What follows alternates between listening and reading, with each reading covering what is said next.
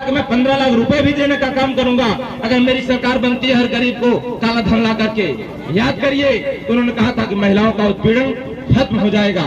ये भी याद करिए साथियों, उन्होंने देश को जीडीपी को आगे बढ़ाने का काम करने की बात कही थी, लेकिन आज क्या स्थिति हो गई है। आपको न 15 लाख रुपए मिल पाया, न आपको 2 करोड़ रोजगार हर साल की बात छोड़ दीजिए। 8 साल में आज तक इन्होंने 2 करोड़ नहीं 1 करोड़ और 1 लाख भी रोजगार लोगों को नहीं उपलब्ध करा पाया है। यहाँ तक कि कोरोना के नाम पर लोगों का रोजगार खत्म हुआ है, लोग नौकरियों से निकाले गए हैं, लोगों के साथ जुल्म हुआ है।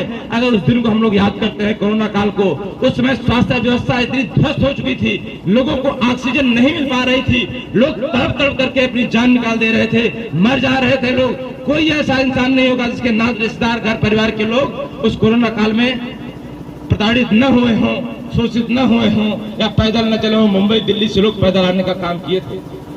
ये हम आपसे बताने के लिए आए हैं कि अब भी समय है, अब भी वक्त है, नहीं तो 2024 के बाद साथियों कोई चुनाव नहीं होने वाला है। 2024 अगर ये लोग सत्ता में आ जाते हैं तो उसके बाद कोई चुनाव नहीं होगा। ये लोग ऐसी व्यवस्था लागू कर देंगे, ऐसे लोगों नियम बना देंगे। बाबा साहब के संविधान को ये लोग नहीं मानते हैं, ये लोग लोगों के दबाव में, जन दबाव में, ये लोग चूंकि नहीं चाहते हैं कि बाबा साहब का संविधान रहे, लेकिन जन दबाव में लोग उस संविधान को मान रहे हैं। जब भी इनके हाथों में सत्ता रहेगी, इसी तरह ताकत आएगी, ये लोग सब कुछ खत्म करने का काम करेंगे, सब कुछ बर्बाद करने का काम करेंगे। इसलिए मैं कहना चाहता हूं साथियों, समय है, अब भी समय है। आइए इस यात्रा से जुड़िए, माननीय श्री अखिलेश यादव जी से जुड़िए, समाजवादियों से जुड़िए, क्योंकि यही लोग हैं जो आपका ख्याल रख सकते हैं।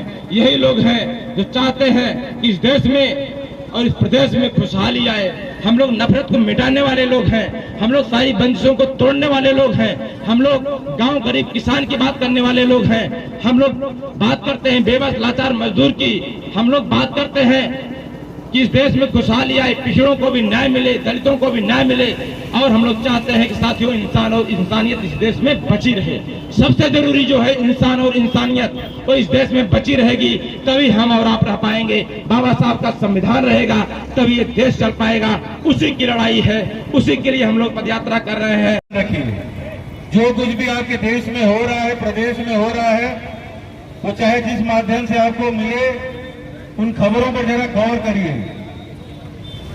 आज $1 की कीमत 81 रुपए से ज्यादा हो गई है। आप सोचिए, या चिंतन करना आपने छोड़ दिया है तो खैर कोई बात नहीं, लेकिन अगर चिंतन करना है तो आप इस बात को जरूर मंथन करिए कि आखिर कौन सी नीति इन लोगों ने अपनाई है कि जब 60-62 रुपए 63 रुपए हो रहा था तो ऐसा लग रहा था कि आसमान गिर जाएगा, और आज 81 रुपया हो गया तो सब कुछ सही है। इतनी महंगाई बढ़ाने के बाद, टैक्स बढ़ाने के बाद, रोजमर्रा के दामों को बढ़ाने के बाद, पेट्रोलियम की दुगुना कीमत वसूलने के बाद, नोटबंदी करने के बाद, जीएसटी लागू करने के बाद, सारी भर्तियां रोक देने के बाद, पेंशन खत्म कर देने के बाद, इन सब को खत्म करने के बाद भी सरकार अर्थव्यवस्था की रीढ़ नहीं सही कर पा रही है, चौपट कर दिया, बर्बाद कर दिया इस देश की अर्थव्यवस्था को, तब चिंतन होना, मंथन करना लाजमी हो जाता है। अगर आप नहीं सोचना चाहते इस तरफ तो आप मत सोचिए, लेकिन हम लोग धूप में निकल करके अपने पैरों को छाले में रगड़ करके आपको बताने आए, जताने आए हैं कि इस देश की अर्थव्यवस्था को भारतीय जनता पार्टी ने बर्बाद कर दिया है। और उसकी वजह से, क्योंकि हम इस बात को बोल रहे हैं कि कड़ियां एक दूसरे से जुड़ी हुई हैं, अर्थव्यवस्था चौपट हो गई, उसी की वजह से भर्तियां नहीं आ रही हैं। ये बेईमान, ये धूर्त लोग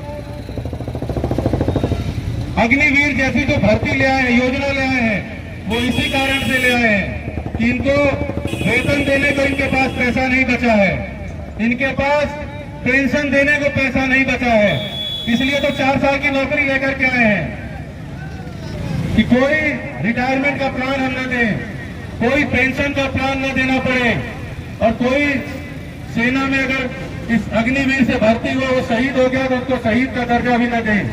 ये सरकार की नीति है।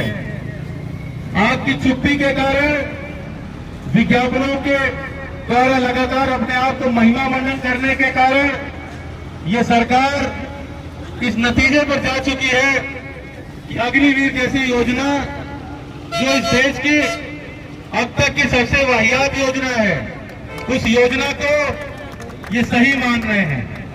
उनको ऐसा लग रहा है कि लोगों ने स्वीकार कर लिया है और अब सारी भर्तियां हम अग्निवीर योजना के तहत ही करेंगे।